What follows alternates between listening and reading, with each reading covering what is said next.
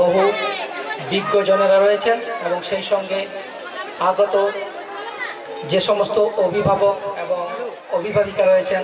সেই সঙ্গে আমার স্নেহের ছাত্রছাত্রী সকলকে রইল শ্রেণী অনুসারে শুভেচ্ছা, ভালোবাসা ও সালাম। আজকে আল ইসলামিয়া মিশনের যে বার্ষিক অনুষ্ঠানের আয়োজন করা হয়েছে, বহুজন জ্ঞানী সমাজের যে সমস্ত বিশিষ্ট ব্যক্তিরা আজ উপস্থিত হবেন, তাদের সকলকে আমাদের চলো ভালো কিছু করে দেখায় পেজের পক্ষ থেকে অসংখ্য ধন্যবাদ। তারপরে যার কথা না বললেই নয়, তিনি হচ্ছেন এই মিশনের প্রাণ পুরুষ, আমাদের সকলের শ্রদ্ধেয় আব্দুল সাত্তার সাহেব, যার